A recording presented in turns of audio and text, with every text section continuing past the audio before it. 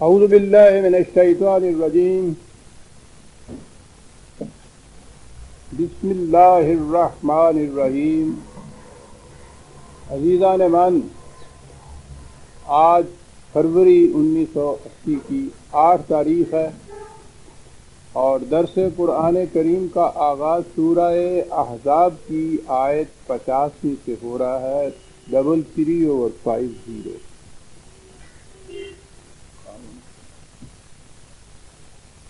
سابقہ درس میں چونکہ موضوع خصوصی تھا، اس لیے تجدید یادداشت کے لیے عرض کر دوں کہ قرآن کریم نے سورہ احزاب کے نہایت ہولناک مواقع اور حوادث کا ذکر کرنے کے ساتھ ہی ان معاشرے کی بلکہ عائلی زندگی، گھروں کی زندگی کے متعلق ہدایات دینی شروع کی، اور میں نے عرض کیا تھا کہ اس میں کہا یہ ہے کہ اگر گھر کی زندگی اطمینان بخش نہیں ہے تو آپ باہر کی زندگی میں بھی کوئی کام اطمینان سے نہیں کر سکتے۔ اس لیے یہ نہایت ضروری ہے کہ پہلے اپنے گھر کے اندر یہ جو نظام باہر آپ چاہتے ہیں اس کا ایک چھوٹے پیمانے پر وہاں اس نقشے کو قائم کیجئے تو پھر پوری زندگی جنتی بن جائے گی۔ معاشرہ ہوتا کیا ہے؟ دن کے وقت باہر نکل جاتے ہیں ہم لوگ تو یہ معاشرہ ہو جاتا ہے، شام کو اپنے اپنے گھروں کے اندر آ جاتے ہیں تو یہ اجزاء میں بٹ جاتا ہے، وہی معاشرہ ہوتا ہے جس کے حصے ہو جاتے ہیں۔ یہ دو الگ الگ زندگیاں نہیں ہیں۔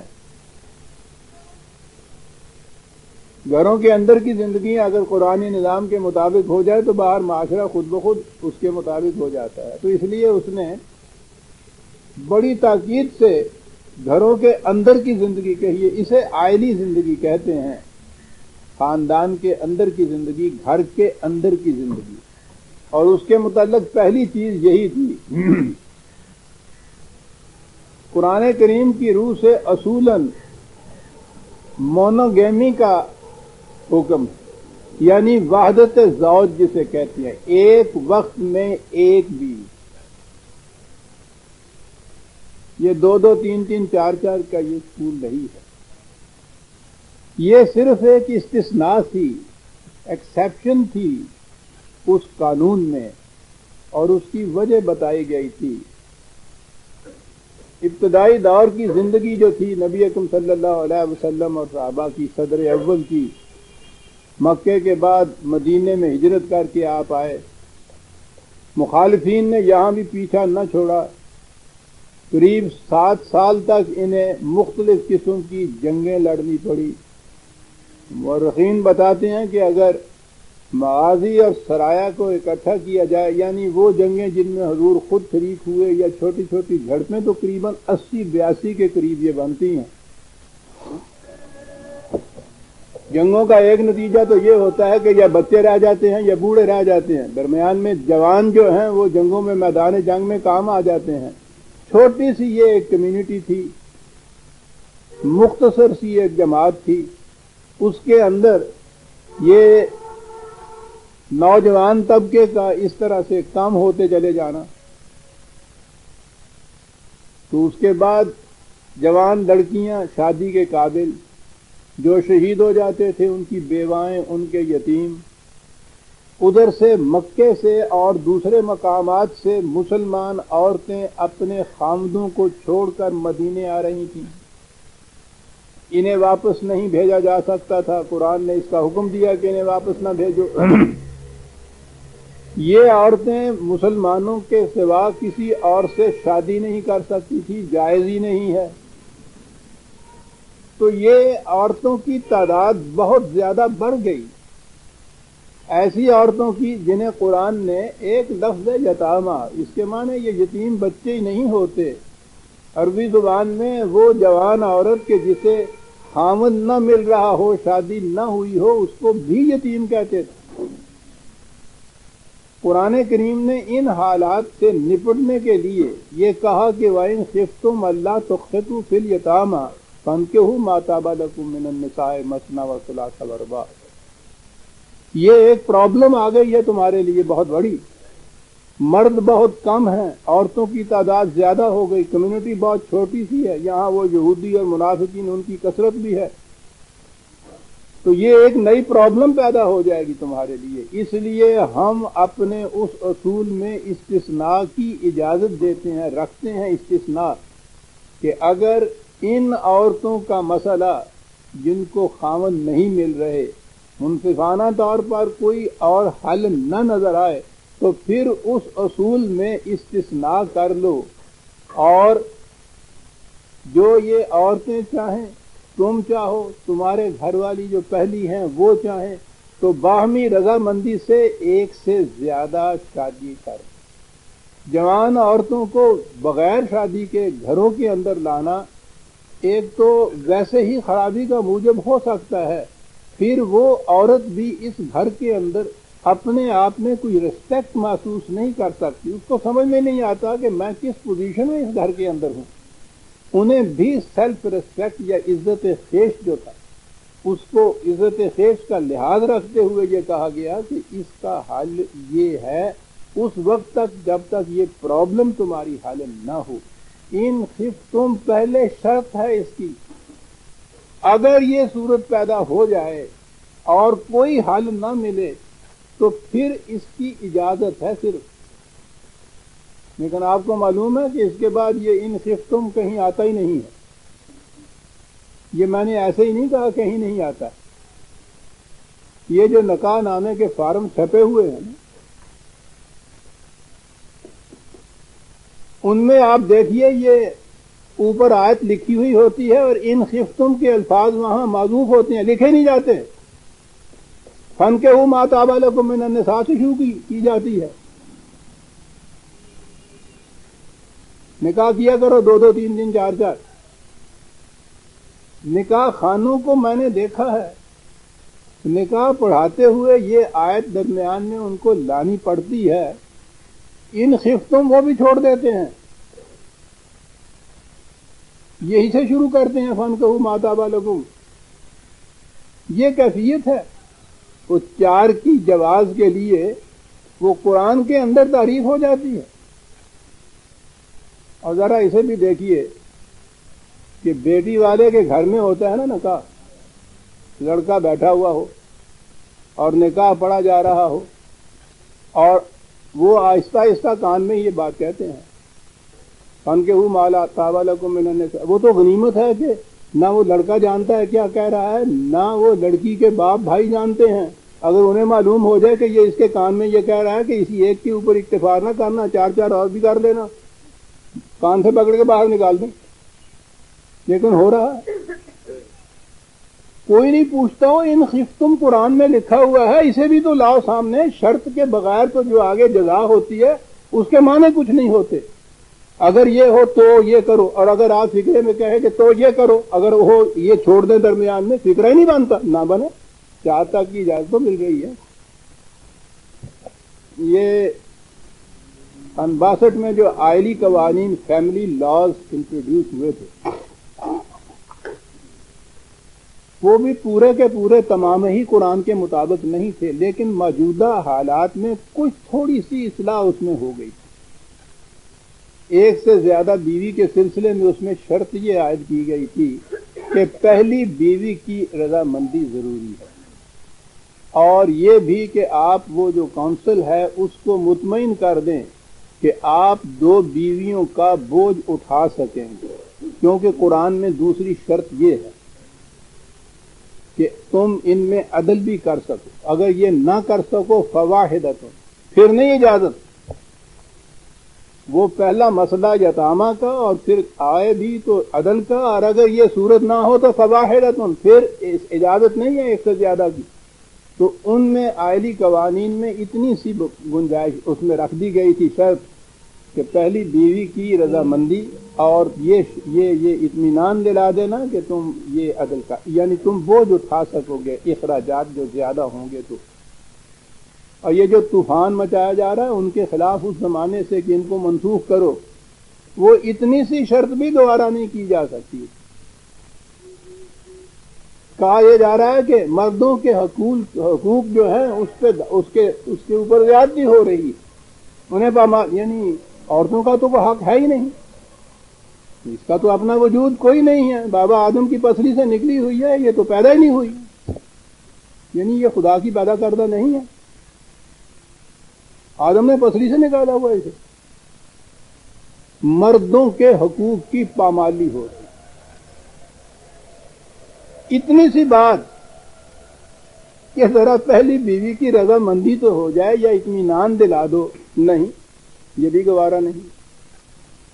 میری مینائے غزل میں تھی ذرا سی باقی، شیخ کہتا ہے کہ ہے یہ بھی حرام ہے سب۔ قرآن کریم نے یہاں سے معاملہ لیا۔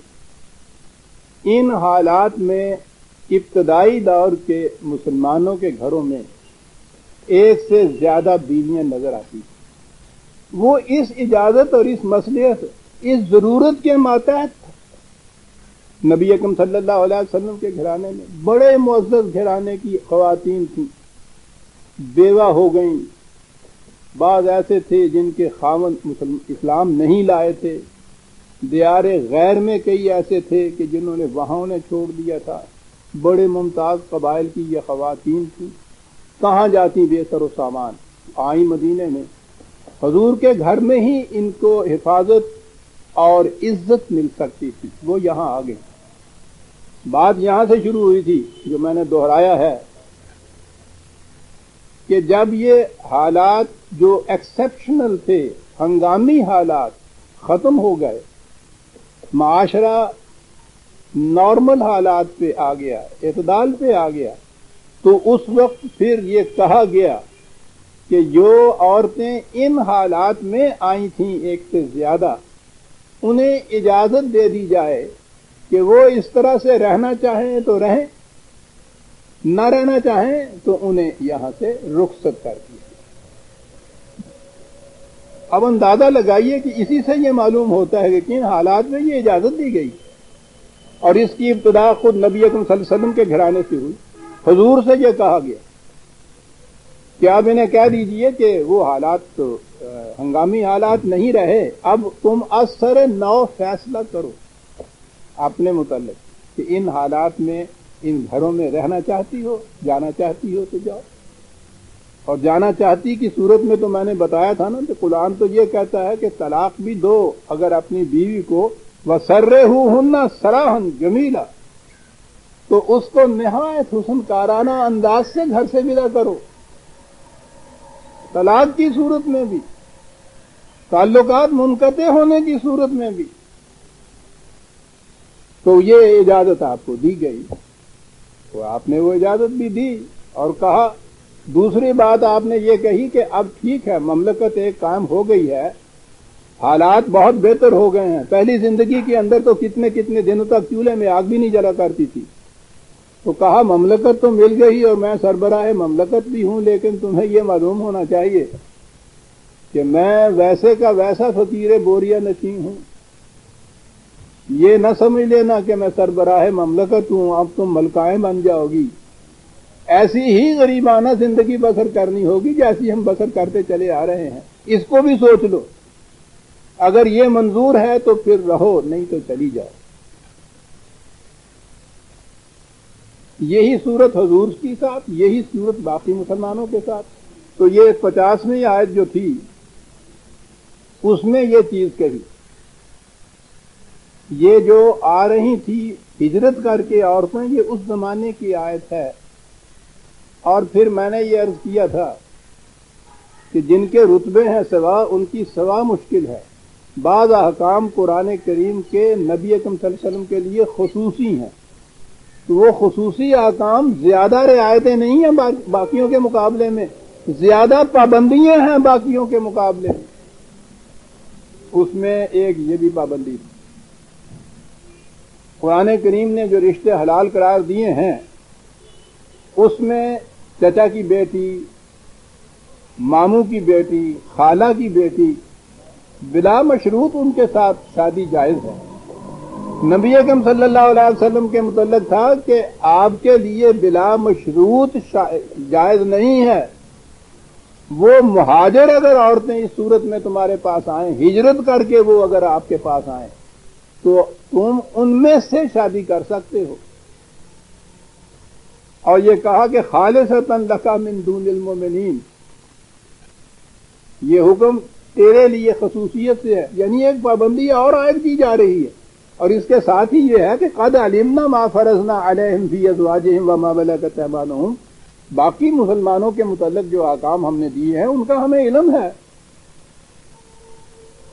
ان کا دائرہ وسیع ہے. یہ تجھ پر پابندی عائد کی جا رہی ہے، لیکن لا یکون علیک حرج وکان اللہ غفور رحیم، خصوصیت سے تیرے لیے یہ پابندی عائد کی جا رہی ہے کہ تو اپنے معاملات کے حل کرنے کے اندر کسی قسم کی دقت محسوس نہ کر.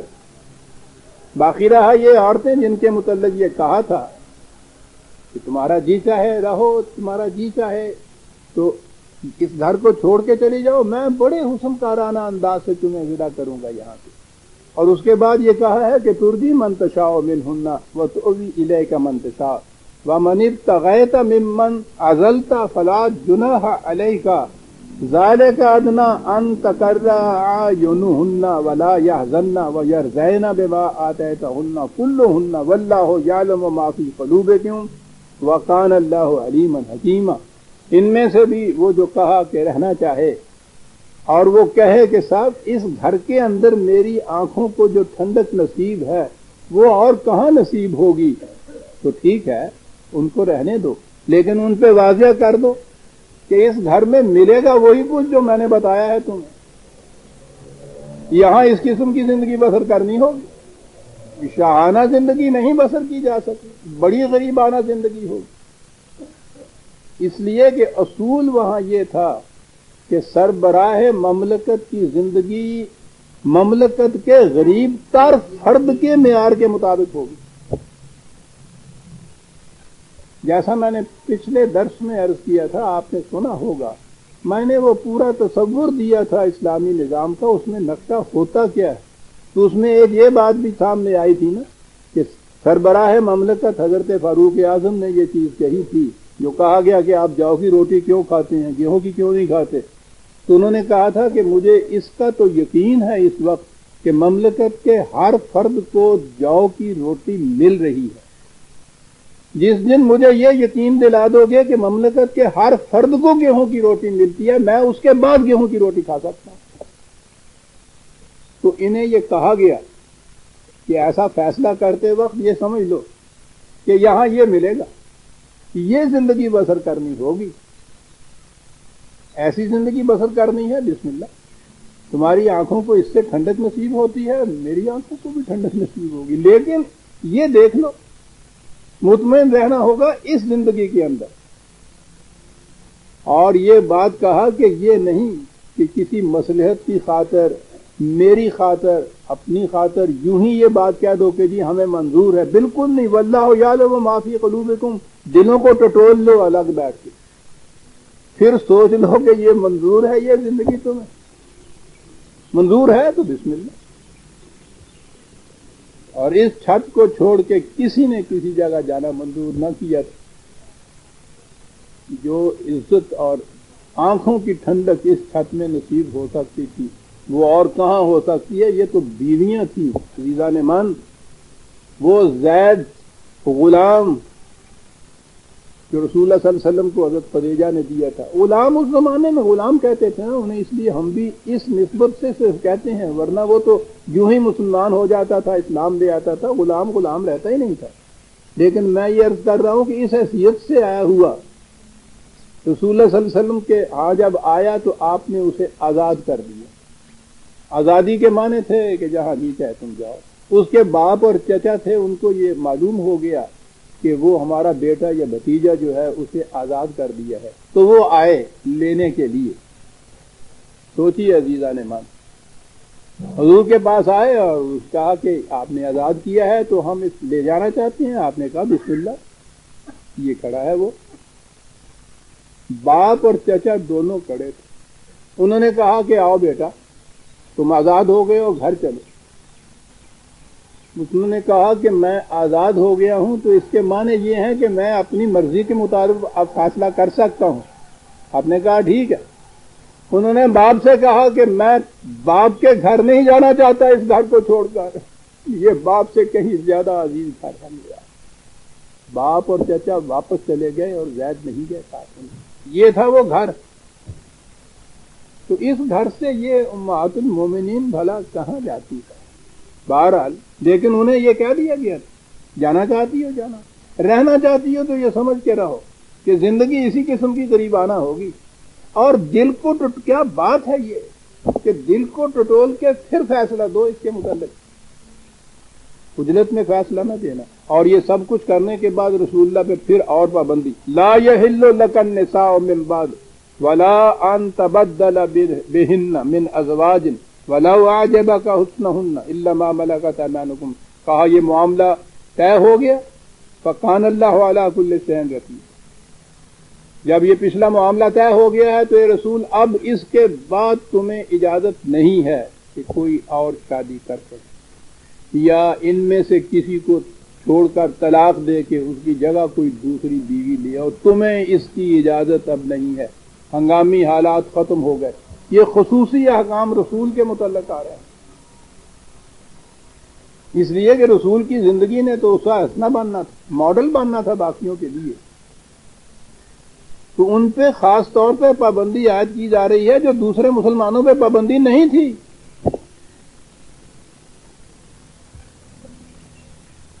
جو پہلے سے آ چکی ہیں، بیویاں بن چکی ہیں، وہی اس کے بعد اب اجازت نہیں ہے اور نہ نئی بیوی کرنے کی نہ تبدیل کرنے کی۔ اب اس کے بعد یہ جو ازدواجی زندگی تھی، اس سے آگے بڑھ کے معاشرتی زندگی کے کچھ احکام آتے ہیں۔ اس ضمن میں دو باتیں ذہن میں رکھیں۔ ایک تو یہ کہ ظہور اسلام سے پہلے یہ عرب جو تھے وہاں کے، ان کی تمدنی حالت کیا تھی؟ اسے کہتے ہی زمانہ جاہلیت ہے، جہالت نہیں بلکہ جاہلیت کا زمانہ ہے۔ وہ عربوں کی کیفیت یہ تھی، میں نے کہا ہے نا کہ یہ ایرانی ان کے ساتھ دوستی کا معاہدہ تو ایک طرف، عربوں کے ساتھ جنگ کرنا بھی اپنے لیے حد تک عزت سمجھتے تھے۔ یہ اس قسم کے دان فردوسی جیسا بھی اپنے شاہ نامہ کے اندر یہ لکھتا کہ یہ عرب زے شیر شتر خوردن و سوسمار، کیفیت ان کی یہ ہے کہ دودھ بھی ان کو اونٹنیوں کا نصیب ہوتا ہے، اور یہ گو ہوتی ہے نا کانٹے جس کے اوپر اتنے اتنے بڑے ہوتے ہیں، بڑی کری سی چیز ہوتی ہے، بہت بڑا چوہا سمجھ لیجئے۔ وہ کہتا ہے کہ یہ گوہ کو تو کھانے والے، اونٹنی کا دودھ پینے والے، یہ انسانوں کی صف میں کھڑے ہونے کے قابل ہیں۔ جاہلیت عرب میں ان کی کیفیت یہ تھی۔ اور پھر میں نے عرض کیا تھا نا کہ اس کے بعد میں نے ابتدائی اس سے شروع کی تھی کہ حضرت عمر، جب حضرت عمر نہیں تھے، عمر ابن خطاب تھے، تو انہوں نے خود بتایا تھا نا کہ میں اسلام کیسے لایا۔ اس نے کہا تھا نا کہ وہ ہم شام کو ایک جگہ بیٹھے شراب پیا کرتے تھے، اس دن محفل وہ کہیں جمی ہوئی نہیں تھی، شراب مجھے کہیں مل نہیں رہی تھی اور میں اس کی تلاش میں نے کہا ابھی روزانہ تو شاید آدھی رات کو گھر جاتے ہوں گے، آپ جلدی کیوں چلا جاؤں، چلو کعبے میں تو آپ ہی کروں اور کچھ نہیں تو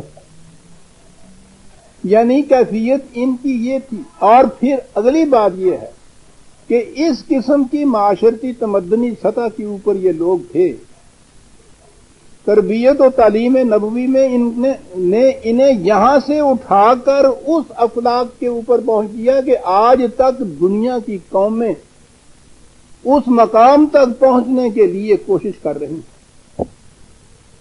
یعلمہم الکتاب والحکمہ، تعلیم رسول اللہ صلی اللہ علیہ وسلم کی اور تربیت، تو گویا یہ تھی سطح ان لوگوں کی جس میں نبی اکرم صلی اللہ علیہ وسلم مبعوث ہوئے، جن کی طرف آپ دیکھیے کہ قرآن ان کے متعلق کچھ ذکر کرتا ہے، بات تو ان کی کر رہا ہے کہ اس قسم کی سطح کے یہ لوگ تھے کہ روزمرہ کے معاملات، معاشرتی زندگی کے، سوچئے ان کی حالت کیا تھی، تو بات یہ انہی کی نہیں کر رہا۔ قرآن کریم جو بات بھی بیان کرتا ہے اس میں ایک اصولی ہدایت ہوتی ہے آنے والوں کے لیے، قیامت تک کے لیے، ہمارے لیے بھی اصولی ہدایت اس میں ہوتی ہے۔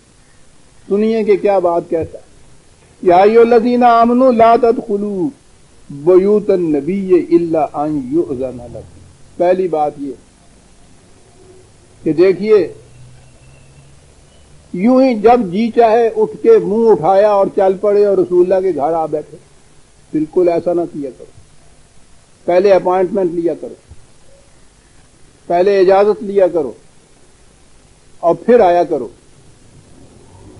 پہلی بات تو یہ کہ وہ لوگ ایسے تھے جنہیں اس کا بھی پتہ نہیں تھا کہ دوسرے کے گھر میں جانا ہو تو پہلے اس سے پوچھا کرتے ہیں، اجازت لیا کرتے ہیں، اپائنٹمنٹ کیا کرتے ہیں، یعنی انہیں یہ بھی پتہ نہیں تھا۔ اس کے متعلق وحی کی روح سے انہیں کہنا پڑا کہ اجازت لے کے جایا کرو۔ اور وہ جو میں نے کہا ہے کہ بات یہ اس زمانے کی نہیں ہے، ہمارے لیے بھی ہے۔ مغرب نے تو اپنے ہاں یہ اصول اپنا لیا، وہ وداؤٹ اپائنٹمنٹ کوئی کسی کے وہاں نہیں جاتا اور بڑے سکھی ہیں۔ ہمارے ہاں اس معاشرے کے اندر یہ اصول کیا، کسی نے اس کو عادتاً بھی نہیں اپنایا ہوا کہ اس کی ضرورت بھی ہے کہ دوسرے کے ہاں دوسرے کے ملنے کے لیے جانا ہو تو پہلے پوچھ لیجئے کہ تمہیں فرصت بھی ہے۔ جس کا جی چاہے منہ اٹھا کے چلے آتے ہیں۔ السلام علیکم جناب، السلام علیکم، اچھا صاحب بیٹھے ہیں، تشریف رکھتے ہیں جی۔ میں گزر رہا تھا یہاں سے، میں نے کہا جا تو رہا ہوں تو ذرا سلام ہی کرتا چلا جاؤں۔ کچھ معلوم نہیں کہ کس کام میں وہ بیٹھا ہوا ہے، کیا کر رہا ہے، دگڑ دگڑ دگڑ اندر تک آ گیا۔ السلام علیکم جناب۔ اب آپ کچھ کہہ بھی نہیں سکتے۔ اور اگر آپ کسی وقت خدا نہ کردہ آپ کی شامت اعمال کہہ دیں کہ صاحب اس وقت مجھے فرصت نہیں، تو پھر دیکھیے باہر چوراہے میں جا کے کردہ کیا ہے، مزاج ہو گیا۔ آج اتنے جانتے ہیں نا، کل ٹکے کا کلرک تھا وہاں بیٹھا ہوا، دھکے کھایا کرتا تھا۔ آج جناب انہوں کی یہ کیفیت ہے، ہم کو بھیک مانگنے آئے تھے، ہمیں کیا ضرورت ہے آنے کی تمہارے؟ نہ صحیح سب یہ ہے مزاج ان کا۔ اور پھر اگر میرے جیسا آدمی ہے تو ایک قدم آگے، ان کا قرآن دیکھیے اور ان کی عمل دیکھیے۔ ہر ویلے پھاڑک کھلا کیوں نہیں رکھے؟ ہٹی پائی ہوئی ہے نا کہ کس ویلے گاہک آؤں گا۔ میں نے اس لیے یہ اپنی مثال دی کہ میرے ساتھ روز بیتتی ہے جی، اور آپ لوگوں کے ساتھ بھی تو جو بیتتی ہوگی۔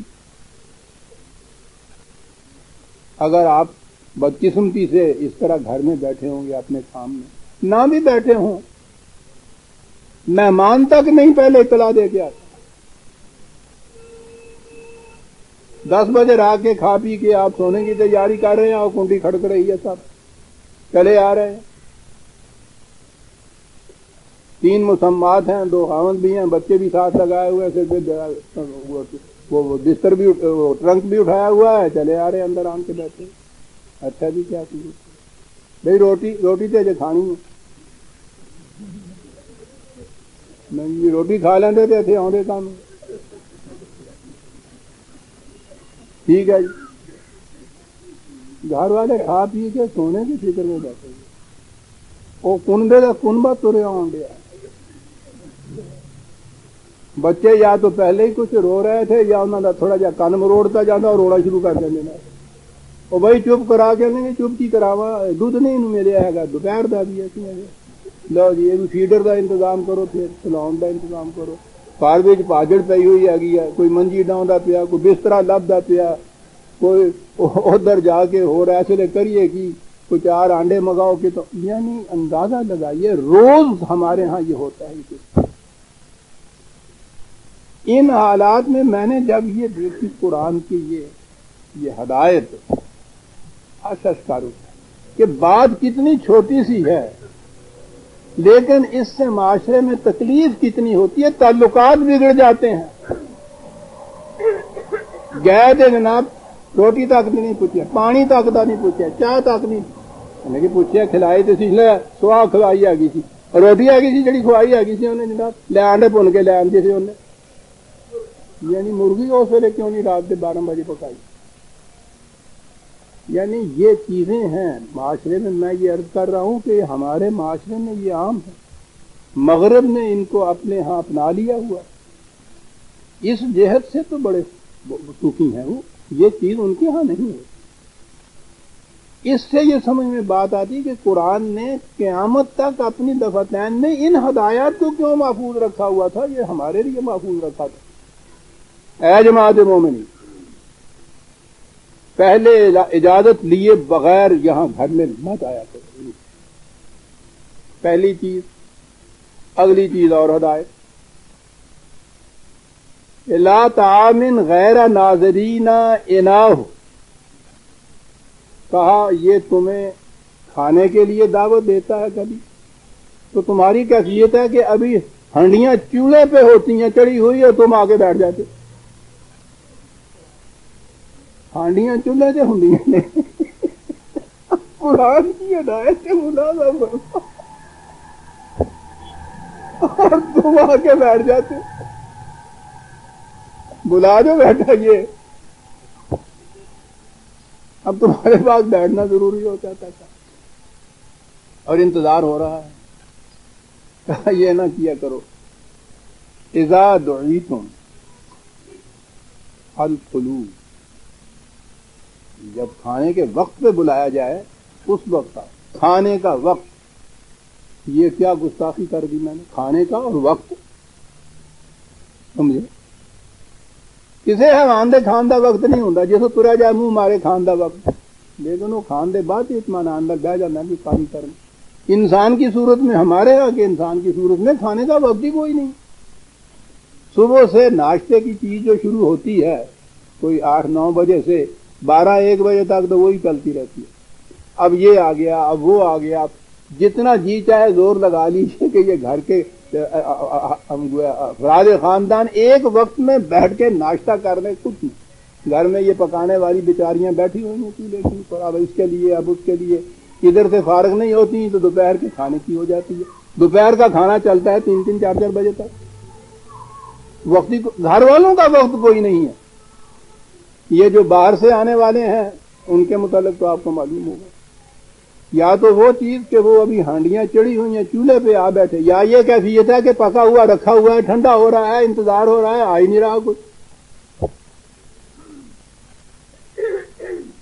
2 گھنٹے بعد چلے آ رہے ہیں سب آ گئے، وہ بھائی اتنا وقت ہو گیا کہنے لگے اپنا ہی گھر آ سی نا جتنے میں آنا سی، ٹھیک ہے جی بجے رہو تھی، کھانا کھا لیا، آگے سنیے کیا کیا بات، فَإِذَا طَعِمْتُمْ فَانْتَشِرُوا وَلَا مُسْتَأْنِسِينَ لِحَدِيثٍ، کھانا کھا لیا ہے تو اب اس کے بعد جاؤ بھی، پھر بیٹھ جاتے ہو تم باتیں کرنے کے لیے، ایک تیرے کھانے سے پہلے ایک تیرے کھانے کے بعد، پہلے آگے سے شروع ہے، کھانا کھایا پھر بیٹھ گئے، اچھا بھائی کیا کیا جائے، میں کیا ہے حکیلا کرتے پڑ دوا بیٹھے، باتیں چلی آ رہی، کھانا تو اب کھا ہی چکے ہوئے، اب انہوں نے جانا کا ہے جو ہے جلدی سے۔ ہاں عزیزان من سنی، ہمارے آپ پہ سب سے بیتتی ہے، ان ذالکم کان یؤذی النبی، اسے اس سے بڑی تکلیف پہنچتی، لیکن فاستحیی منکم، یہ شرم کا مارا تم سے کہتا نہیں ہے، واللہ لا یستحیی من الحق، لیکن ہمیں تو شرم نہیں آتی کہنے سے، خبردار جی ایسا چیتا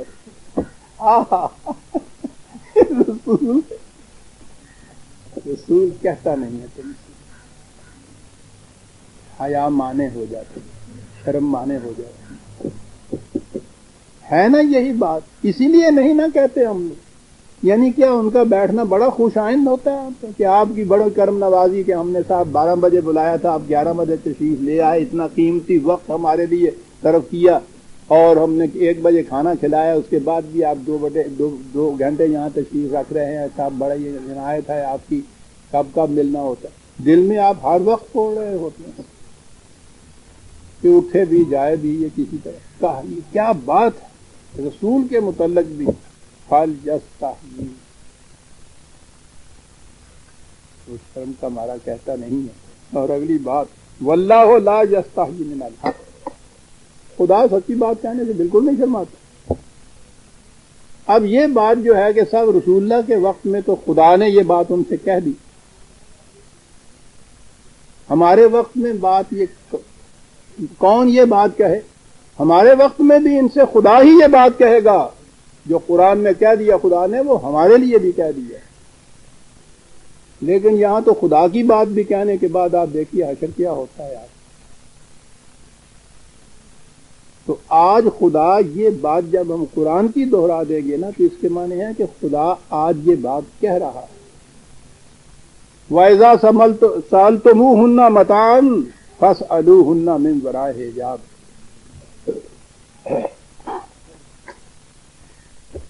وہاں کی رہائش قریباً ہمارے گاؤں جیسی رہائش ہی سمجھ لیجیے، کھلے کھلے سے گھر تھے۔ کہا کہ جب تم نے گھر والوں سے کوئی چیز مانگنی ہو لینی ہو، اس صورت میں بھی یہ نہیں ہے کہ کھڑ کھڑ کر کے گھر کے اندر جا پہنچو اور وہاں جا کے یہ بات کہو کہ وہ بی بی جی ایک گلاس دینا مجھے۔ کہا باہر کھڑے ہو کے آواز پہلے دیا کرو، پرائیویسی کا تو خیال کیا کرو۔ اندر کوئی کس حالت میں ہوتا ہے تو کسی حالت میں ہوتا ہے، باہر کھڑے ہو، یعنی دونوں تقابل میں آیا کہ یہ قوم معاشرتی سطح بھی ان کی کیا تھی اس سے پہلے، اسلام سے پہلے۔ سوچئے آپ، یہاں سے رسول اللہ صلی اللہ علیہ وسلم نے اتنے تھوڑے سے وقت کے اندر 7 سال تک اتنی جنگیں بھی لڑتے رہے، مملکت کے امور بھی سر انجام دیتے رہے، فرائض رسالت بھی سر انجام دیا، اور اس قوم کو جن کی معاشرتی حالت یہ تھی کہ انہیں یہ بھی سمجھانا پڑتا تھا کہ کسی گھر سے چیز مانگنی ہو تو باہر کھڑے ہو کے مانگا کرتے ہیں۔ تمدن کی اس سطح کے اوپر جو قوم تھی ان کو اس بلند مقام کے اوپر لے گئے کہ ان کا تمدن کا نظام کی سطح دنیا بھر کے لیے ایک ماڈل بنی ہوئی آئی۔ یہ ہے تربیت۔ فَاسْأَلُوهُنَّ مِنْ وَرَاءِ حِجَابٍ ذَلِكُمْ أَطْهَرُ لِقُلُوبِكُمْ وَقُلُوبِهِنَّ۔ یہ نہایت پاکیزہ بات ہے جو ہم تم سے کہہ رہے ہیں، ان کے لیے بھی، گھر والوں کے لیے بھی۔ وَمَا كَانَ لَكُمْ أَن تُؤْذُوا رَسُولَ اللَّهِ وَلَا أَن تَنكِحُوا أَزْوَاجَهُ مِن بَعْدِهِ أَبَدًا إِنَّ ذَلِكُمْ كَانَ عِندَ اللَّهِ عَظِيمًا۔ کہا مختصراً یہ بات کہ کوئی ایسی حرکت نہ کرو کہ جو رسول سے گراں گزرے، جس سے اس کو اذیت پہنچے، ایسی بات کوئی نہ کرے۔ اگلی بات تو وہی ہے جو پہلے کہی تھی کہ رسول کی بیویاں تمہارے لیے مائیں ہیں، امہاتکم، ان کا مقام یہ دیا، اور یہاں اس کی وضاحت کر دی کہ ایک تو وہ صورت ہوتی ہے نا کہ آپ ہر چھوٹی لڑکی کو بیٹی کہتے ہیں، ہر بڑی عورت کو اماں جی کہتے ہیں، وہ ایک رسمی یا احتراماً ایسا کہا جاتا ہے، وہ رشتہ نہیں ایسا ہو جاتا۔ کہا کہ یہ جو ہم نے کہا ہے کہ نبی کی بیویاں تمہارے لیے ماؤں کی بمنزلہ ہیں، تو وہ سچ مچ کی ماؤں کی طرح ہیں۔ جس طرح سے اپنی ماں سے نکاح حرام ہوتا ہے، ان سے بھی نکاح جو ہے رسول کے بعد حرام ہے تمہارے لیے۔ یاد رکھو ان کا مقام یہ ہے تمہارے نزدیک۔ ان ذالکم کان عند اللہ عظیما، یہ ساری ہدایات دے کر کیا بات ہے قرآن کی کہ باتیں تو یہ تمہیں چھوٹی چھوٹی سی نظر آئیں گی، لیکن حقیقتاً باتیں یہ بہت بڑی بڑی جو ہم نے کہی۔ ہم جانتے ہیں کہ معاشرے کی اصلاح کے لیے یہ باتیں بھی کتنی اہمیت رکھتی ہیں۔ ان کے لیے جو ہدایات دی ان کے متعلق کہا ان تبدوا شیئا او تخفوہ فإن اللہ کان بکل شیء علیم، کہ انہیں رسمی طور پر نہ ادا کر۔ کیا بات ہے، معاشرے کے اندر عام طور پہ اور مغرب کے معاشرے سے اب یہ چیز یوں مختلف ہو گئی، وہاں فارملی یہ چیزیں کی جاتی ہیں، فارمیلٹی ہوتی، دل سے یہ بات نہیں ہوتی۔ یہاں کہا کہ ہم تمہارے دلوں کو بدلنا چاہتے ہیں، یہ چیزیں تمہاری زندگی کا جز بن جانی چاہیے، تمہارے خون میں انہیں حلول کر جانا چاہیے، غیر شعوری طور پر بلا ساختہ بھی تمہارا کیریکٹر اور کردار یہ ہو جانا چاہیے۔ اس لیے اسے یاد رکھو کہ یہی نہیں کہ تم ظاہرداری میں ان کی پابندی کرو، ہماری نگاہ تمہارے دلوں کے اوپر بھی ہے، ان میں ان چیزوں کی اہمیت اور ان کا احترام اپنے دلوں کے اندر رکھو۔ اب رسول اللہ صلی اللہ علیہ وسلم کے اہل خانہ کے متعلق بات ہے۔ پہلے یہ چیز آ چکی ہے، ابھی عرض کرتا ہوں۔ پردے کے احکام کے متعلق پہلے تفصیل سے میں عرض کر چکا ہوں، اسے دوہرا دوں۔ سورہ نور کی یہ جو آیت تھی 24/21، اس میں یہ تھا کہ رسول مومن عورتوں سے یہ بات کہہ دو، اور میں دوہرا دوں کہ کہہ کیا دو جو کہا تھا۔ یہ پردے کا مسئلہ بھی ہمارے ہاں انہی مسائل میں لیا جا رہا ہے کہ جس میں وہ ڈور کو سلجھا رہے ہیں اور سرا ملتا نہیں، یہاں تک کا حکم ہے، یہاں تک کا حکم نہیں۔ میں ابھی عرض کروں گا، میں نے پہلے بھی وضاحت سے کہا تھا کہ قرآن کریم در حقیقت عورت کو اس کے مقام سے شناسا کرانا چاہتا ہے۔ وہ اسے کہتا ہے کہ یہ جو تیرے دل کے اندر، دل کی گہرائیوں میں ڈال دیا ہے نا مرد نے، کہ تم مرد کے لیے ہو، تمہاری ذاتی اپنا تشخص اور پرسنالٹی کوئی نہیں ہے، یہ بالکل بات غلط ہے۔ تم اسی قسم کی پرسنالٹی رکھتی ہو جس قسم کی پرسنالٹی مرد رکھتا ہے۔ اب یہ جو مرد نے تمہارے دل میں خیال ڈال دیا کہ تم تو اس کے لیے ہو، تو تمہارے ذہن میں بھی یہ بات آ گئی کہ مجھے ہر وقت اس کی نگاہوں کے اندر جاذب بن کے رہنا چاہیے، اور اس کے لیے تم اپنے حسن اور زینت کی نمائش کرتی ہو۔ کہا یہ جذبہ غلط ہے، زینت کی چیزیں ہم نے حرام نہیں قرار دی، لیکن اس جذبے کے ماتحت زینت یا بناؤ سنگار یا باہر نکلنا کہ میں دوسروں کی، مردوں کی نگاہوں کے اندر میں جاذب اور پرکشش بن جاؤں، اس کے معنی یہ ہیں کہ تم اپنی ذاتی حیثیت کو نہیں کچھ جانتی، تم یہ سمجھ لیو کہ میرا وجود ان کے لیے ہے، میں وہ کچھ کروں جو میں ان کی نگاہوں کے اندر وجہ کشش بن جاؤں۔ کہا تم اپنے مقام سے آشنا ہو، یہ تھا جو قرآن نے کہا تھا۔ تبرج کا لفظ ہے اس کے اندر عزیزان من، ابھار اس قسم کا جس سے مردوں کے سینے میں جذبات میں طوفان پیدا ہو جائے۔ کیا بات ہے! کہا بس یہ ہے مقصد جسے تم پردہ کہتے ہو، ورنہ قرآن کریم نے، میں نے تو وہ آیات آپ کے سامنے پیش کی، زندگی کے ہر گوشے میں، ہر شعبے میں وہ مرد اور عورت کو دوش بدوش لے جاتا ہے۔ ان بایولوجیکل ڈفرینسز کے علاوہ وہ جو طبعی تفاوت ہے دونوں میں، فرائض کا، وظائف زندگی کا، ان کے علاوہ، اور وہ تو پھر دونوں کا الگ الگ ہے، اس میں بھی یہ بات نہیں ہے کہ اس بنا پر عورت مرد سے کمتر درجے کے اوپر ہو کہ یہ بچے کو پیدا کرتی ہے، وہ تو ایک تقسیم ہے۔ یہ تو تمہارے لیے باعث عزت نہیں ہے، اپنا مقام ہے تمہارا، تمہاری اپنی مضمر صلاحیتیں ہیں، ان کو نشو و نما دو۔ یہ تھی جی وہ تھی، یہ تھا جو سورہ نور کی آیات جو پردے کے متعلق تھیں، ان میں یہ چیز واضح طور پہ کہی گئی تھی، اور میں نے اپنے کئی درسوں میں اس کی وضاحت کی تھی، دہرانے کی ضرورت نہیں، لیکن میں نے اس کے جو نمایاں اس کے پہلو تھا وہ میں نے واضح کیا کہ قرآن کہتا کیا ہے۔ وہاں تمام عورتوں مومنی خواتین کے متعلق تھی، عام عورتوں کی.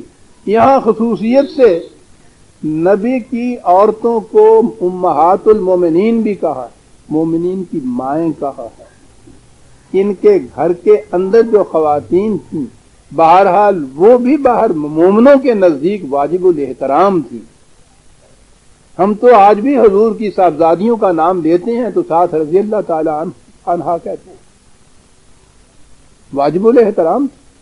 اس کے باوجود یہ قرآن کریم ان کو خاص طور پہ کہتا ہے لا جناح علیہن فی آبائہن ولا ابنائہن ولا اخوانہن ولا ابناء اخوانہن ولا ابناء اخواتہن ولا نسائہن ولا ملکت ایمانہن واتقین اللہ ان اللہ کان علی کل شیء شہیدا.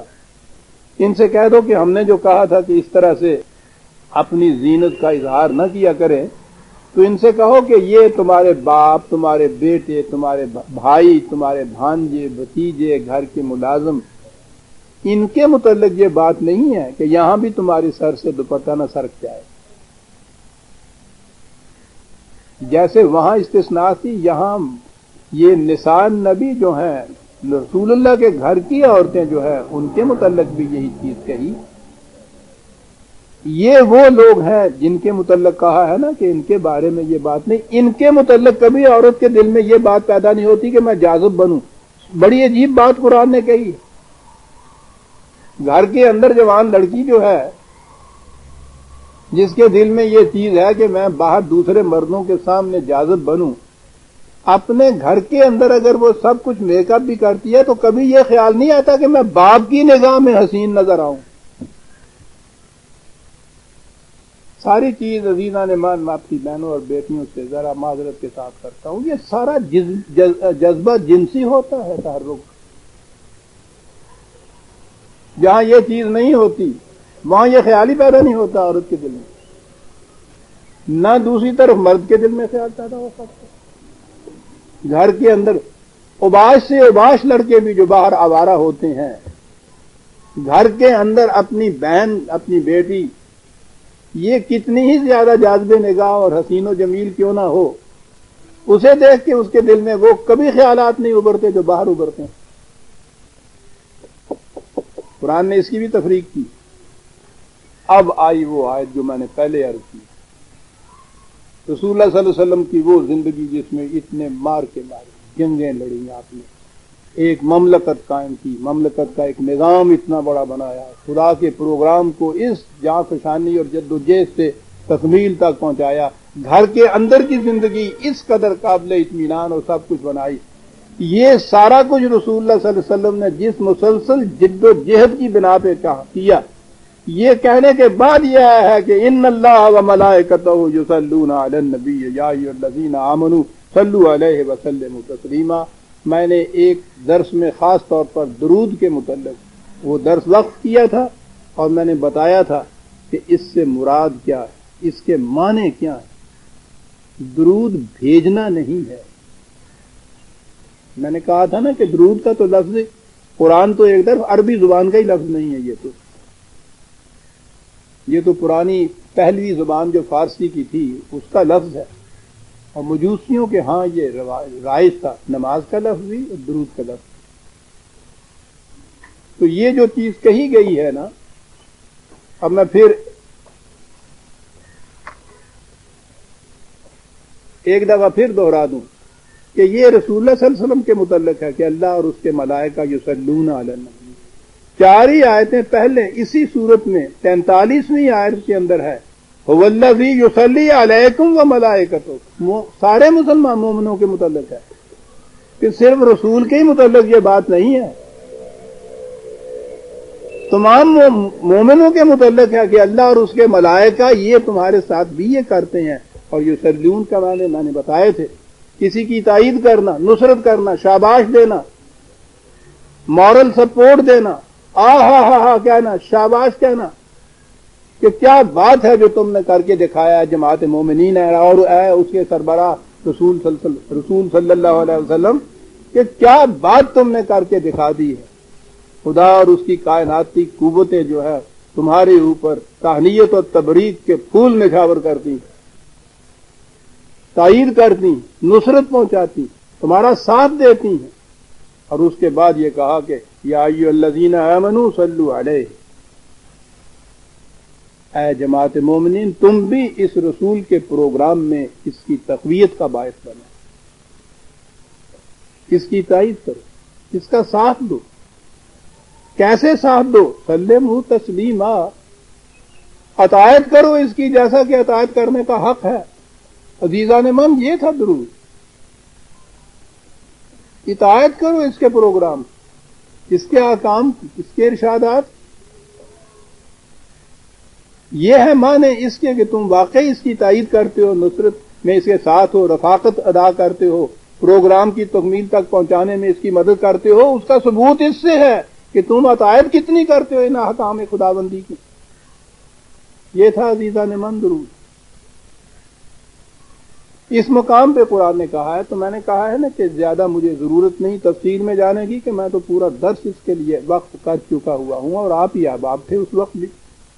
یہ تو ہے تائید، تقویت پہنچانا، ان کے لیے راحت کا سامان بننا، تسلی کا موجب بننا۔ اس کے مقابلے میں ان الذین یؤذون اللہ ورسولہ لعنہم اللہ فی الدنیا والآخرہ وأعد لہم عذابا مہینا۔ اس کے برعکس جو لوگ اذیت پہنچاتے ہیں کسی طرح سے بھی، یہاں ایک بات آئی ہے جو میں بھی عرض کروں، یہ اذیت پہنچاتے ہیں اللہ اور رسول کو، تو ان کے لیے دنیا اور آخرت میں ان تمام مراعات اور مرحمات سے محرومی ہے جو خدا کی طرف سے ملتے ہیں۔ لعنت کے معنی ہوتے ہیں محروم کر دینا، محروم ہو جانا کسی کی مراعات سے، کسی کے الطافات سے، دنیا اور آخرت میں، اور ان کے لیے بڑا ذلیل کن سزا ہے۔ یہاں کا ہے اذیت جو لوگ پہنچاتے ہیں اللہ اور رسول کو۔ رسول اللہ کو تو اذیت پہنچائی جا سکتی تھی، پہنچاتے تھے، اللہ کو اذیت کیسے پہنچائی جا سکتی؟ بڑا غور طلب ہے یہ بات۔ خدا کو کوئی اذیت پہنچا سکتا ہے؟ اللہ کو اذیت، یا اللہ اور رسول جہاں دونوں لفظ اکٹھے آتے ہیں، وہ ہوتا ہے وہ نظام، وہ پروگرام جو خدا نے اس کے لیے دیا ہے۔ خدا کا طے کردہ پروگرام یا نظام جو رسول اللہ کے ہاتھوں متشکل ہوتا ہے۔ جب اللہ اور رسول کے الفاظ اکٹھے آتے ہیں تو اس کے معنی دو الگ الگ ہستیاں نہیں ہوتی، نظام خداوندی ہوتا ہے، خدا کا پروگرام ہوتا ہے، دین خداوندی ہوتا ہے جو خدا نے دیا اور رسول اللہ نے صلی اللہ علیہ وسلم اسے پروان چڑھایا۔ تو کہا یہاں یہ ہے کہ جو لوگ اس نظام کے لیے کسی قسم کی مضرت اور ضرر رسانی کا موجب بنتے ہیں، یہ وہ لوگ ہیں اس دنیا میں بھی اس نظام کی مراعات سے محروم کیے جائیں گے، آخرت میں بھی خدا کی مراعات سے محروم کیے جائیں گے، اور ان کے لیے بہت ہی ذلت آمیز سزا ہوگی۔ والذین یؤذون المؤمنین والمؤمنات بغیر ما اکتسبوا فقد احتملوا بہتانا واثما مبینا۔ اور وہ لوگ، یہ تو صرف تھا اس نظام کے متعلق، کہا کہ جو لوگ مومن عورتوں کو اور مومن مردوں کو اذیت پہنچاتے ہیں، یہ اذیت کہا کیا ہے؟ ان کے خلاف بہتان تراشی کرنا، تہمتیں لگانا ان کے خلاف، یہ ہے اذیت جو ان کو پہنچاتے ہیں۔ بہتان اور تہمتیں تراشنا، یاد رکھیے، میں ابھی عرض کروں گا، یہ جو ناحق تہمتیں تراشنا، دوسروں کے خلاف الزام لگانا، یہ بارگاہ خداوندی میں یا عدالت قرآنی میں بڑا سنگین جرم ہے۔ پہلی چیز تو یہ ہے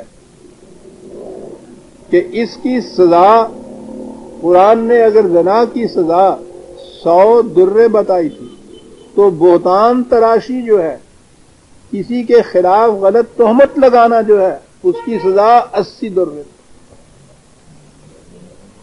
اتنا بڑا جرم ہے کسی کے خلاف ناحق بہتان لگانا، تہمت تراشنا کسی کے خلاف۔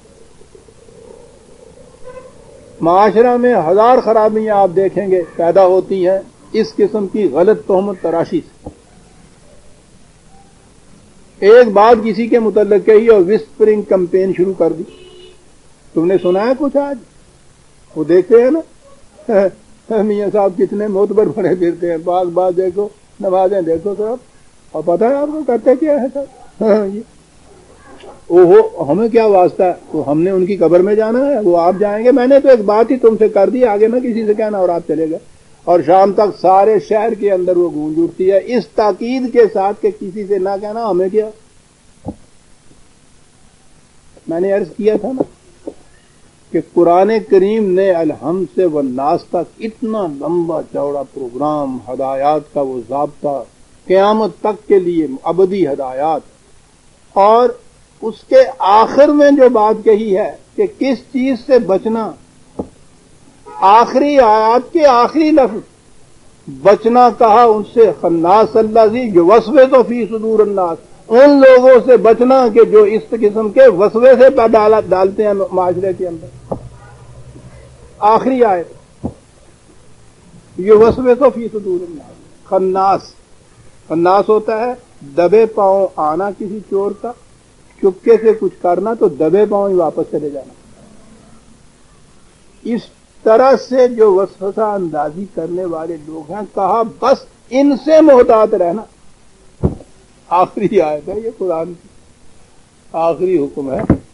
یہ وسوسہ اندازی اتنی بڑی بنیادی خرابیوں کا موجب بنتی ہے۔ شام تک میں نے کہا سارے شہر میں گونج اٹھتی ہے اور آپ کسی کو پکڑ ہی نہیں سکتے کہ ملزم کون۔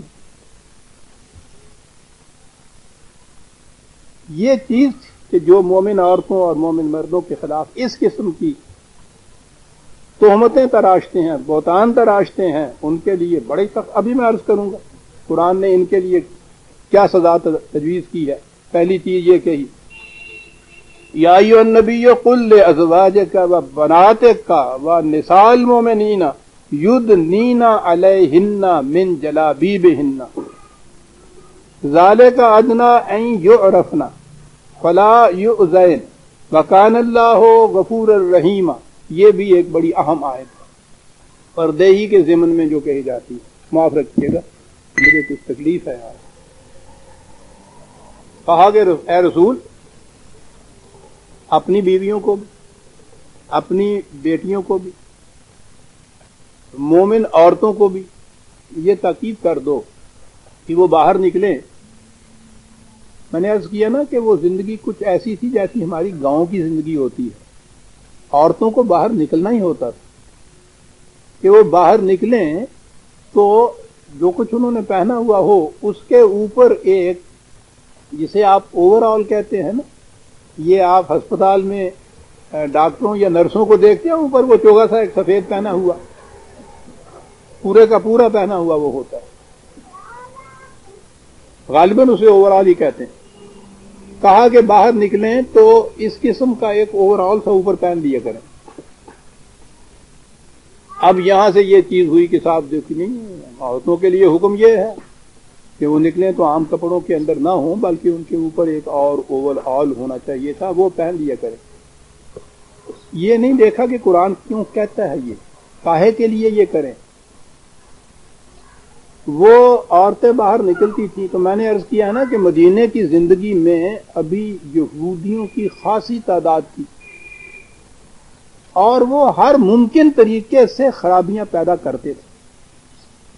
کھلے ہوئے دشمن نہیں تھے یہ کبھی بھی منافق جو، اور اس قسم کی دنایت والی قوم جو ہوتی ہے کھلے بندوں کبھی بات نہیں وہ کرتی۔ قریش تو کھلے بندوں آتے تھے، گرجتے ہوئے آتے تھے، لرزا دینے کے بعد جاتے تھے۔ یہ جو تھے مدینے کے اندر کے یہودی، یہ اس قسم کی نہ دیکھی جانے والی پھانس چبھی ہوئی ہوتی تھی کہ نظر تو نہ آئے لیکن رات بھر سونے نہ دے۔ باہر جاتی تھی عورتیں، یہ انہیں چھیڑتے تھے۔ جب کہا جاتا تو تم کیوں چھیڑتے ہو، وہ کہتے تھے کہ ہمیں معلوم نہیں تھا کہ یہ شریف زادیاں ہیں یا بازاری عورتیں ہیں۔ قرآن نے یہ کہا ہے کہ ایسا کرو جب باہر نکلو تو تم اس قسم کا اوور آل پہن لیا کرو، اور یہ اعلان کر دیا کہ یہ اوور آل پہننے والی جو ہے یہ شریف عورتیں ہیں. این یو رفن فلا یؤذین، تاکہ تم پہچانی جاؤ کہ تم شریف عورتیں ہو، اور اس طرح سے یہ تمہیں اذیت نہ دیں. وکان اللہ غفور الرحیم، اس طرح خدا چاہتا ہے کہ تمہاری حفاظت کا سامان پیدا کر دے، مرحمت دے تمہیں. ایک نشان تھا یہ ایک اس بات کا کہ یہ کوئی آوارہ عورتیں نہیں ہیں، یہ شریف زادی ہیں. یہ نشان اگلی آیت نے واضح کر دی. لَئِن لَّمْ يَنْتَهِ الْمُنَافِقُونَ وَالَّذِينَ فِي قُلُوبِهِم مَّرَضٌ، کہا اتنی احتیاطی تدابیر برتنے کے باوجود اگر یہ منافق نہ باز آئیں ان کو تنگ کرنے سے، تو یہ تدبیر تھی اس بات کے لیے کہ یہ منافق اس بہانے تنگ نہ کریں، یہ کر دیا کرو. اور کہا کہ اس کے باوجود اگر یہ لوگ باز نہ آئیں اپنی ان شرارتوں سے، یہ وہ لوگ ہیں کہ جو منافق ہیں جن کے دلوں کے اندر مرض خباستیں ہیں. والمرجفون فی المدینہ، اور یہ اس مدینے کے اندر یہ اس قسم کی فتنہ انگیزیاں چنگاریاں پھیلاتے رہتے ہیں فتنوں کی.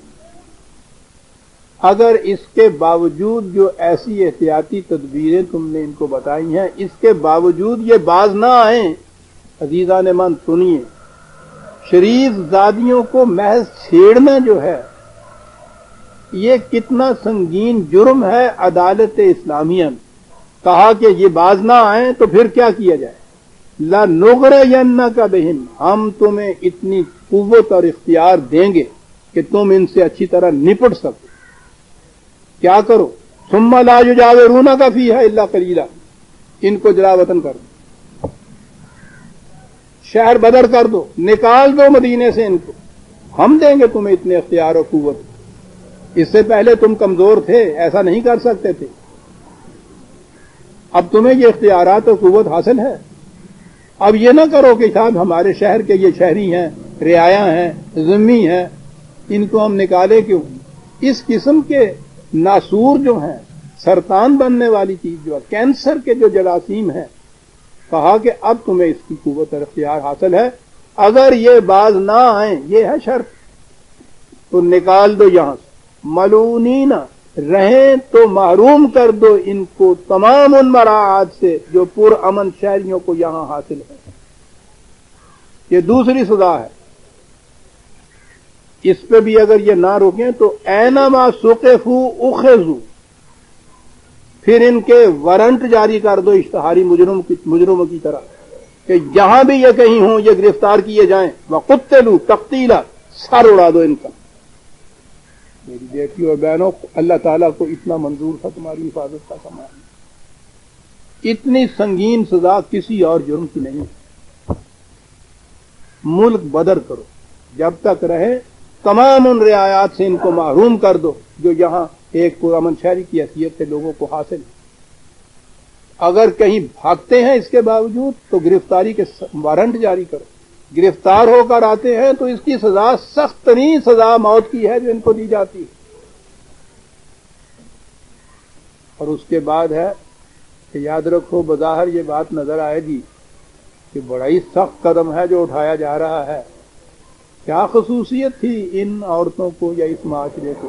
کہا کہ خصوصیت یہ نہیں، نہ ہی خاص طور پہ ہم نے یہ حکم دیا ہے سنت اللہ فی الذین خلو من قبل وَلَن تَجِدَ لِسُنَّتِ اللَّهِ تَبْدِيلًا. شریف عورتوں کی حفاظت یہ تو ہم نے پہلے دن سے اپنا ذمہ لے رکھا تھا. یہ سنت اللہ ہے. کیا بات ہے، کہاں سنت اللہ؟ او میری بیٹی سنو، خدا کی نگاہ میں تمہاری کتنی عزت ہے. یہ نئی بات نہیں تو ہم کہہ رہے ہیں، یہ سنت اللہ ہے، اور سنت اللہ میں تم کبھی تبدیلی نہیں پاؤ گے. یہ کہہ رہے ہیں کہ وہ انقلاب جس کے متعلق تو اتنی تنبیہات دے رہا ہے، ڈرا رہا ہے، دھمکا رہا ہے کہ آئے گا تمہارے جرائم کے نتیجے میں وہ آنے والی بات، یسألوک الناس عن الساعة قل انما علمها عند اللہ وما يدریک لعل الساعة تکون قریبا۔ یہ کچھ تو کہتا ہے تو یہ کہہ رہے ہیں اپنے ذہن میں کہ وہ جن چیزوں سے یہ اس طرح ڈرا دھمکا رہا ہے۔ یاد رکھو الساعت کا لفظ قرآن کریم میں جو آتا ہے یکلخت آنے والے حادثے کے متعلق یہ کہا جاتا ہے۔ قیامت جو آخرت میں آنے والی ہے اس کے لیے بھی یہ لفظ ہے، لیکن یہ مخصوص اسی کے لیے نہیں ہے۔ اس دنیا کے اندر بھی جو اس قسم کے عظیم انقلابات آتے ہیں ان کے لیے بھی قرآن نے یہ لفظ استعمال کیا ہے۔ یہ انقلاب جو محمد الرسول اللہ والذین معہ کے مقدس ہاتھوں سے آنے والا تھا اس کے لیے قرآن نے ساعت کا لفظ استعمال کیا ہے۔ بہت بڑا انقلاب تھا جو آیا تھا، اوپر تلے ہو گئے تھی ساری بات۔ پرانے معاشرے تہذیب تمدن ہی نہیں اجڑی تھی۔ کیسر اور کسرا کی اتنی عظیم مملکتیں جو تھیں وہ بھی زیر و زبر ہو گئی۔ اتنا عظیم انقلاب تھا یہ، اس کے لیے الساعت کا لفظ آیا۔ اور یہ پوچھتے ہیں کہ یہ جو تم کہہ رہے ہو کہ ایسا ہو جائے گا اور یہاں اتنا بڑا عظیم انقلاب آ جائے گا، یہ کب آئے گا؟ کہا کہ کب کی بات جو ہے یہ تو ہم جانتے ہیں، یہ سوال نہیں ہے کہ ان کو بتایا جائے وہ کب آئے گا، آ رہا ہے۔ کہا ما یدریک لعل الساعة تکون قریبا، کیا معلوم ہے ان کو کہ وہ ان کے دروازے پہ دستک دے رہی ہو اور ان کو خبر ہی نہ ہو کہ کب آ رہی ہے۔ یہ تو قوت کے نشے میں مدہوش ہیں۔ ان کی آنکھیں کھلی ہوتی تو یہ دیکھ لیتے کہ وہ تو سامنے کھڑی ہے آنے والا انقلاب۔ قرآن نے کہا ہے کہ جہنم چاروں طرف سے ان کے محیط ہے۔ اور دوسرا لفظ بڑا ہی حسین، کہا وہ تو انہیں دیکھ رہی ہے، کمبخت یہی اسے نہیں دیکھ۔ ان اللہ لعن الکافرین وعد لهم سعیرا خالدین فیہا ابدا لا یجدون ولیا ولا نصیرا۔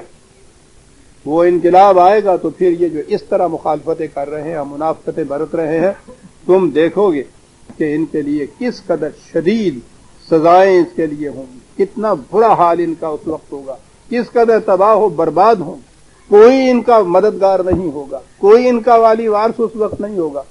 اور تاریخ نے ہم کو بتایا ہے کہ چند ہی دنوں کے بعد جب یہ انقلاب آیا ہے تو یہ لوگ، خاص طور پہ یہ یہودی جو مدینے میں بیٹھے ہوئے یہ کچھ کرتے تھے، وانڈرنگ جیو کی حیثیت سے دنیا میں ذلیل و خوار پھرتے رہے گا، کہیں گھر تک نصیب نہیں تھا ان کو، خانہ بدوش تھے یہ، وانڈرنگ جیو ان کو ساری دنیا کہتی تھی۔ یہ کچھ ہوا تھا ان کے ساتھ۔ یوم تقلب وجوہہم فی النار یقولون یا لیتنا اطعنا اللہ واطعنا الرسول وقالوا ربنا انا اطعنا سادتنا وکبراءنا فاضلونا السبیل۔ بڑی عظیم چیزیں ہیں۔ قرآن کریم میں یہ تشبیہات کے رنگ میں ایک بات بیان کی ہے کہ دوزخ میں جب یہ لیڈر اور ان کے فالوورز جمع ہوں گے تو ان کے ایک دوسرے کے ساتھ مکالمہ کیا ہو۔ وہ فالوورز کہیں گے کہ تمہارا ستیہ ناش، تم نے ہمارا بیڑا غرق کر دیا اور جہنم کے عذاب میں ہم کو پھنسا دیا۔ وہ ان سے کہیں گے کہ اس میں ہماری ذمہ داری ہے، ہم نے تمہیں مجبور کیا ہوا تھا، گھسیٹ کے لے آئے تھے، ہم نے آواز دی، تم ہمارے پیچھے آئے گئے، تمہارے اپنے دل کے اندر تھا سب کچھ، ہم نے تو اتنا ہی کیا تھا، ہم نے تمہیں مجبور کیا تھا۔ وہ کہیں گے جی اس سے زیادہ مجبوری اور کیا ہوتی ہے، تم ایسی سازشیں کیا کرتے تھے جو ہمارے وہم و گمان میں بھی نہیں آ جاتی تھی، تمہارے جال اس قدر دامے ہم رنگے زمین تھے کہ ہم ان کو دیکھ ہی نہیں پاتے تھے، ہم پھنس جاتے تھے ان کے ساتھ، یہ کچھ کرتے تھے تم۔ بڑی تفصیل میں ہے یہ مکالمے۔ تو کیا یہ اس جہنم کے مکالمے ہیں؟ یہ اسی جہنم کے نہیں کہ جس کے اندر قومیں آ کر گرفتار ہوا کرتی ہیں، اس وقت پھر بے نقاب ہوتے ہیں لیڈر، اس وقت عوام کا شعور بھی بیدار ہوتا ہے، وہاں اس وقت وہ سوچتے ہیں کہ ہمارے ساتھ یہ کس نے کیا، پھر وہ ایک دوسرے کو تان دیتے ہیں کہ اس قسم کے یہ لیڈر ہمارے ہاں کے، وہ کہتے ہیں کہ جیسا دودھ ہوتا ہے ویسی بلائی آتی ہے اس کے اوپر، چل بھائی ذمہ داری دودھ کی ہوتی ہے۔ قرآن نے مختلف مقامات پہ کہا، یہاں بھی یہ کہا ہے کہ اس قسم کا جب ان کے اوپر یہ شدید تباہی آئے گی تو وہ یہ کہیں گے کہ کاش ہم خدا اور رسول کی اطاعت کرتے، ہم نے اپنے ان بڑے بڑے سرداروں کی، ان لیڈروں کی، ان کی اطاعت کی، ان کے پیچھے چلے اور انہوں نے ہمیں اس قدر گمراہ کر دیا۔ ربنا آتہم ضعفین من العذاب والعنہم لعنا کبیرا، کہا کہ اے ہمارے نشو و نما دینے والے، یہ عوام کہیں گے کہ ان لیڈروں سے ہم سے دگنی سزا دے۔ یہاں تو اتنا ہی آیا ہے، دوسرے مقام پہ ہے کہ وہ جب کہیں گے کہ ان کو دگنی سزا دے تو جواب ملے گا کہ تم دونوں کو دگنی سزا ملے، انہیں تو اس لیے کہ یہ خود پہلے انہوں نے آپ جرم کیے اور تمہیں بھی ورگلائے، تمہیں اس لیے کہ ان لیڈروں کے اندر اپنی قوت کیا تھی، یہ تمہارے بنائے ہوئے لیڈر تھے، تمہیں تو تم کے سوا کوئی کچھ نہ کہتا تھا، جناب ہم نے بنایا، حضور ہم نے کیا۔ کیا بات ہے قرآن، کیوں ان کے پاس قوت کون سی تھی ایسی؟ تمہاری دی ہوئی قوت کے بل بوتے کے اوپر یہ اتنے بڑے لیڈر بنے تھے۔ تمہیں دوہرا عذاب اس لیے ہے کہ تمہیں ان کو تم نے اتنے اختیارات اور قوتیں دیں جس کی بنا پہ انہوں نے یہ جرائم کیے، اس لیے تم بھی برابر کے مجرم ہو۔ یہ بہرحال اس مقام پہ تفصیل آئے گی۔ یہاں یہ ایک بات آئی، وہاں کہا تھا نا کہ خدا اور رسول کو ایذا مت پہنچایا کرو، پھر آئی ہے یہ آیت، یا ایھا الذین آمنوا لا تکونوا کالذین آذوا موسیٰ فبرأہ اللہ مما قالوا وکان عند اللہ وجیہا۔ اور وہ کہا کہ جماعت مومنین یاد رکھو، یہودیوں کی بات ہو رہی تھی نا، انہوں نے اپنے پیغمبر موسیٰ کو بڑا ہی ستایا تھا، تم ایسی بات نہ کرنا کہ اس طرح سے تم رسول کو ستاؤ۔ بات تو بڑی صاف ہے، قرآن کریم نے بنی اسرائیل کی اس تمام روش کو بڑی تفصیل سے بیان کیا ہے۔ کتنا بڑا احسان کیا حضرت موسیٰ علیہ السلام نے اس قوم کے اوپر کہ فرعون جیسے مستبد حاکم کی غلامی سے چھڑا کر سینا کی فضاؤں میں آزاد کر دیا، مملکت قائم ہوئی، شہنشاہیت، اتنی بڑی سلطنتیں ملی ان لوگوں کو، لیکن ان کی کیفیت یہ تھی، وہ قرآن کریم بھی بتاتا ہے اور تورات میں تو قدم قدم پہ یہ ہے کہ کہیں ذرا پانی کی دقت ہوئی یہ مسل کے بیٹھ گئے، لگے کہنے موسیٰ تیرا ستیہ ناش معاذ اللہ، کہاں تباہ کرنے کو ہمیں لے آیا ہے۔ وہاں من و سلوہ ملتا تھا جنگلوں میں، بیٹھ گئے کہ نہیں صاحب ہمیں تو چٹنی چاہیے، پکوڑے چاہیے، بھنے ہوئے کباب چاہیے، ٹکے چاہیے، کہاں لے آئے؟ وہ کہنے لگے ستیہ ناش وہاں تمہیں کیا ملتا تھا؟ کہنے لگے ملتا نہیں تھا، ہم ان کی ہانڈیاں پکاتے تھے اور جو نیچے باقی بچتا تھا ہم ہی تو چاٹا کرتے تھے۔ کہنے لگا ستیہ ناش تمہارا، غلامی کی حیثیت میں جو ہانڈیاں چاٹتے تھے وہ تمہیں زیادہ مرغوب تھیں اس آزادی میں من و سلوہ جو تمہیں مل رہا ہے۔ وہاں سے نکال کے یہ لائے ایک خدائے واحد کی غلامی کے اندر دینے کے لیے، چلے جا رہے ہیں، گاؤں میں جاتے ہوئے دیکھا کہ وہاں لوگ وہاں ایک بت بنایا ہوا ہے، اس کو پوچھ رہے ہیں، پکڑ کے بیٹھ گئے پلہ حضرت موسیٰ علیہ السلام کا کہ موسیٰ ہمیں بھی اس قسم کا ایک دیوتا بنا دو، یا ہمیں دکھاؤ تمہارا خدا کون سا ہے، ہم تو دیکھیں گے تو مانیں گے، ورنہ ہم دیکھے ہوئے خدا کوئی مانے نہیں۔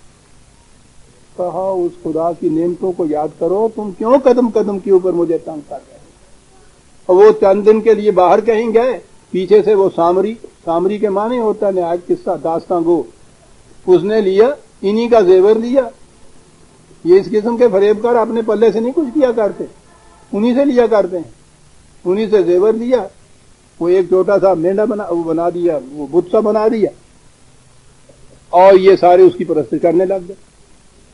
وہ آئے اور انہوں نے دیکھا اور تمہارا ستیہ ناش، میں نے اتنی جان ماری تمہاری خاطر، تمہاری حالت یہ ہے کہ ذرا ادھر ہوئے اور تم نے ان کو، یعنی اس طرح سے موسیٰ کو علیہ السلام کو تنگ کیا تھا۔ قرآن کریم نے یہاں یہ کہا ہے کہ یہ بنی اسرائیل کی خصلتیں تمہارے اندر نہ کہیں آ جائیں، اس قسم کی باتیں نہ کرنے لگ جانا۔ کہا جاتا ہے کہ قرآن کریم جو ہے تفاسیر کی روح سے سمجھ میں آتا ہے، اور تفسیریں جو ہیں وہ احادیث پر مبنی ہیں، روایات پر مبنی ہیں۔ یہ جو آیت آئی ہے نا، اس کی تفسیر ہمارے ہاں ہے، بخاری شریف میں اس کے متعلق ایک روایت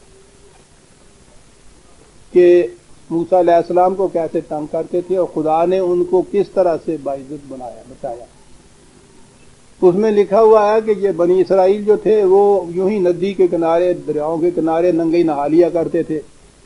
حضرت موسیٰ علیہ السلام کو بہت حیا سی اور یہ دور نکل جاتے ان سے اور الگ جا کے تخلیہ میں وہ نہاتے تھے۔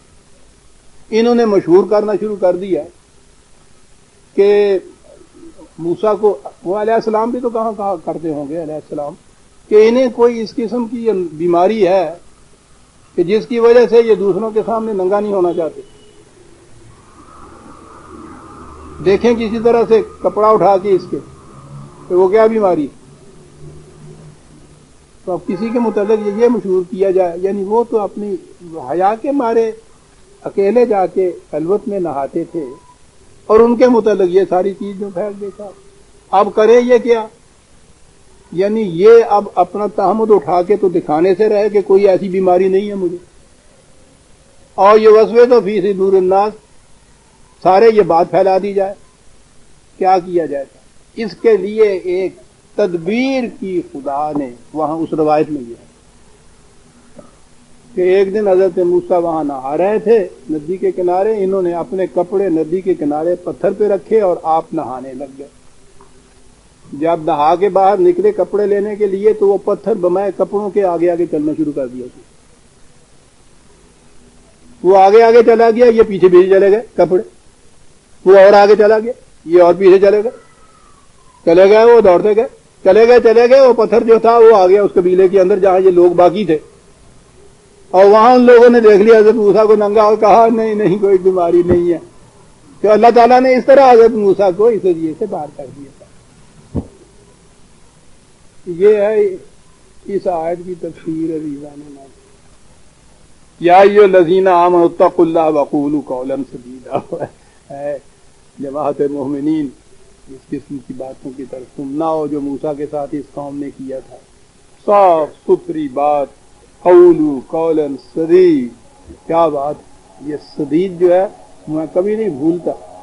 وزیر خان کی مسجد کے پیچھے جو دیوار ہے نا، کبھی اس کو جا کے دیکھنا، دنیا کے بڑے بڑے سیاح آتے ہیں اس کو دیکھنے کے لیے، اتنی لمبی دیوار ہے اور اتنی اونچی دیوار ہے۔ اس زمانے میں جب ابھی ایسے آلات بھی نہیں بنے ہوں گے، اس قدر سیدھی ہے وہ کہتے ہیں کہ جس کے اندر کہیں ذرا سا فرق نہیں آیا۔ یہ جو صد اس قسم کی ہوتی ہے نا، صاف بالکل، وہ ہوتی ہے قول سدید۔ ایسی بات کہو جس میں کہیں ٹیڑھ نہ ہو، کجی نہ ہو، کوئی پیچ نہ ہو، کوئی خم نہ ہو، کہیں سے یہ نہیں کہ ابری ہوئی، کہیں سے نیچے گئی ہوئی، صاف ستھری دو ٹوک قول سدید۔ ایسی باتیں کیا کرو، پیشدار باتیں نہ کیا کرو۔ یہی وہ چیز ہے، یصلح لکم اعمالکم ویغفر لکم ذنوبکم۔ اس طرح سے تم دیکھو گے کہ تمہارے اعمال میں اصلاح پیدا ہو جائے گی، تمہارے جو چھوٹی موٹی سی لغزشیں کبھی ہوتی ہیں، اس قسم کے حسن عمل کے وزن سے وہ جو ہیں ان کا پلڑا جھکے گا نہیں، اوپر رہے گا۔ حسن عمل کا پلڑا جھکتا چلا جائے گا۔ وَمَن يُطِعِ اللَّهَ وَرَسُولَهُ فَقَدْ فَازَ فَوْزًا عَظِيمًا۔ اور جس نے بھی اس نظام خداوندی کی اطاعت کی، اس کے بعد یاد رکھو فاز فوزا عظیما، دو لفظوں میں بات کریں۔ تمام مذاہب کے اندر منتہا جو ہے انسان کے حسن عمل کا، مذہب کی پیروی کا، نجات ہے۔ نجات کے معنی ہے کسی عذاب سے چھٹکارا حاصل ہونا۔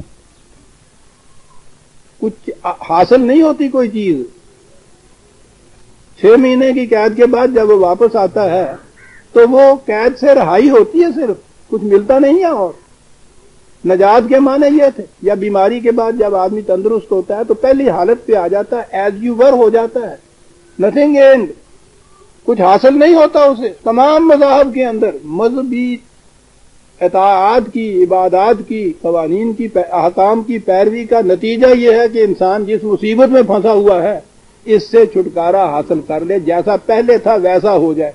ہوا کیا یہ اندازہ لگائیے، جیسا پہلے تھا ویسا پھر ہو گیا۔ بات بڑی لمبی ہے، اگر میں ہر مذہب کا آپ کو سناؤں تو اب وقت نہیں ہے، میں تو ایک لفظ کہہ رہا ہوں، قرآن نے یہ نجات کا تصور نہیں دیا، کہا یہ جس نے کیا فقد فاز فوزا عظیما۔ فوز اور فاز ہوتا ہے اچیومنٹ جس کو کہتے ہیں، اس نے اتنا کچھ حاصل کیا کہ جو بہت ہی بڑا حاصل کرنے کی بات ہے، اچیومنٹ ہوتی ہے دین کے اندر، ایز یو ور نہیں ہوتا انسان اس کے اندر۔ سورہ احزاب کی آیت 71 تک ہم آ گئے، اگلی آیت جو ہے میں ابھی عرض کر دوں، یہ وہ آ گئی آیت بڑی مشہور کہ اللہ تعالیٰ نے اپنی امانت کو زمینوں اور آسمانوں کے سامنے رکھا اور انہوں نے نہ کر دیا کہ نہ بابا ہماری توبہ، ہم تو نہیں اس کو اٹھا سکتے، اور انسان نے اس کو کہا کہ بھئی دیکھو خدا کے سامنے یہ ہوا بیچارہ لیے جا رہا ہے، اپنی امانت کو ہاتھ میں اٹھائے اور وہ تو لیتے نہیں ہیں، اٹھاتے نہیں ہیں، تو یہ تو بڑی بری بات ہے، سمجھیا نا، یہ تو بات نہیں۔ تو اس نے آگے جا کے کہا کہ جی اچھا یہ نہیں اٹھاتے تو ہمیں دے دیجئے، خدا نے اس کے سر پہ رکھ دی اور اس کے بعد کہا انہ کانا ظلوما جہولا بڑا ظالم تھا، جاہل تھا، اٹھا کے لے گیا۔ یہ آیت آ رہی ہے عزیزوں نے ماں اگلے 10 میں ہم جی کہ آج وقت نہیں ہے جی 71 تک ہم آئے ہیں جی، یہ 72 کی آیت تھی، اور پھر 2 آیت اسی آیت کے بعد میرا خیال ہے 2 آیتوں کے بعد یہ سورت بھی ختم ہو جاتی ہے۔ ربنا تقبل منا انک انت السمیع العلیم۔